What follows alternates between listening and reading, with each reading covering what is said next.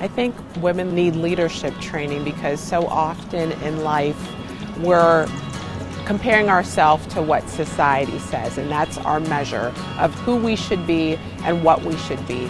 But through leadership training, you first and foremost get to see that there are other people that maybe struggle with some of the things that you struggle with, that have the same perceptions that you have. I think we can grow from one another when we're exposed to different environments and when we interact with different types of women. Well, what brought me to the Y is a need for housing, obviously. A series of, well, a relationship that dates back 5 years. Father of my children, we had lived as a family, but he decided he no longer wanted that, and we were in his house, and I learned quickly that once you live in someone's house you're not married to and they don't want you anymore, you are homeless. Well, it's kind of hard being here at the YWCA. Because I feel like I've totally failed like my family, and I'm sure my fiance feels the same way, but I also see it as a lot of really great opportunities to start over and do it the right way.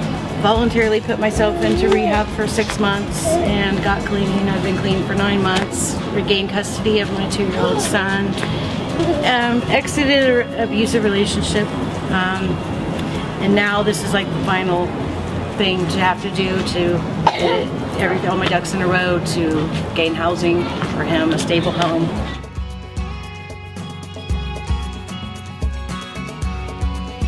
Is able to, I feel, quickly identify some leadership characteristics that she possesses. Namely, I felt that she was really determined and ambitious. She shared a story of how she came here and she really took advantage of a lot of the resources that are at the Family Center, and she encouraged some of the other moms to do the same. Even though Gina doesn't want to admit it, I think she's a leader because she has a tremendous amount of strength. Hearing her story about the things that she's overcome and the decisions she's made to not only better herself but to better her family and her future for everyone. In one instance, the mother had about 7 days left to leave and she hadn't done anything, and she pretty much said to her, "What are you doing? You know, you're wasting time." But I was an addict, and the support group was actually an addiction group, and there's really just 4 of us, but we're trying to like build it and grow it and reach out to other people, and it's really awesome to be in that kind of support group and to have that. But it's really behind the scenes, and that's comfortable for me, I guess. So you said you wanted stability for your son, and you took that head on and you made the changes, and I think that's a huge example of a leader, because you're saying, hey, I'm not going to be dependent on anyone else. I'm going to own this.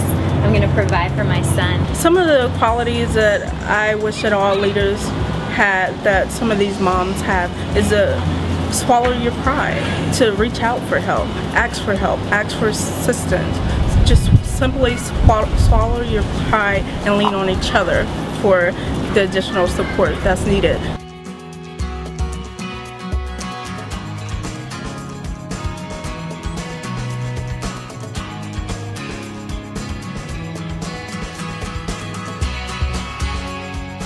The beauty of these programs, the program here at the Family Center, but really the program as well in Gen Y, is you have this time to recharge. You have this time to rediscover things about yourself, or discover things in the first place about yourself, and really reflect on who you are and where you're going, and what you want and what you need to get there. So it's really about finding the courage to move forward. I know that moms here at the Family Center are worrying about basic needs, and for us in the Gen Y program, we're worried about our basic skills in leadership. And while those seem like really different things, there's a lot of parallels between them.